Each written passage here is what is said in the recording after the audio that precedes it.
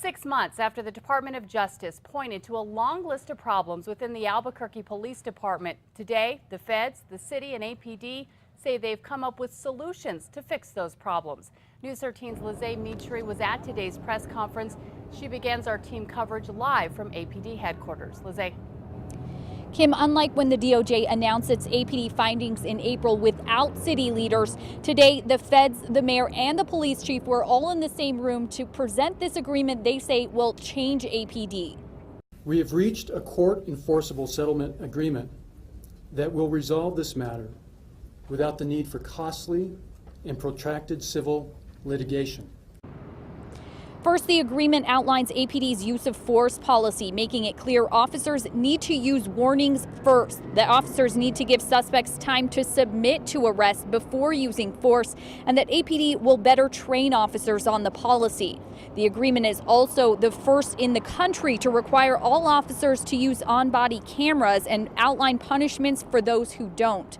It addresses issues with specialized units like SWAT and the Repeat Offender Project, making sure each unit has clearly defined missions and duties instead of having some members acting on their own, as the DOJ report described in some instances.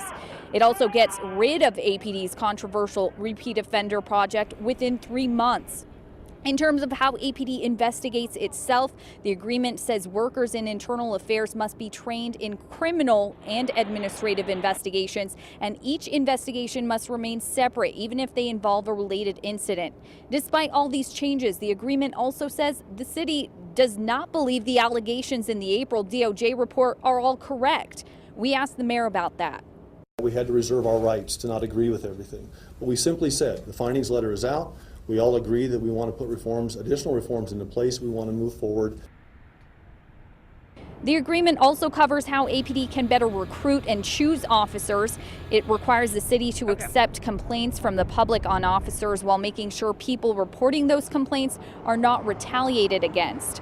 The agreement is 106 pages long. The DOJ says it's a result of interviewing almost 700 people, taking in more than 1,000 emails, and of course talking with lots of officers. Kim, back to you. Okay, thank you, Lizay. Now, with the framework for reform in place, the city and the Justice Department will now work to select a monitor for that agreement.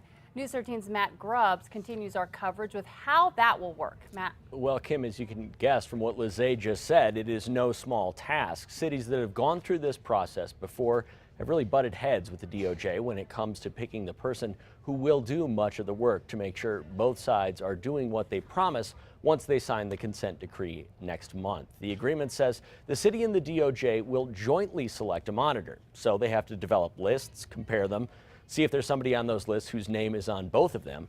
Now, the monitor won't be running the department, nor will they be able to veto any policies. Rather, they will be the person to track 2 areas, compliance and outcome. Now, compliance means, are the city and the DOJ, both parties in this case, are they following the agreement? And then outcome, you can see is the agreement working? So is it doing what it's designed to do? Now, the city's own summary of this decree today points out a number of times that they would like to get out of this process as soon as possible.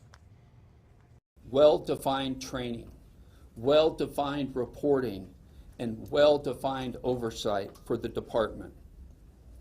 We are all committed to promoting effective constitutional policing.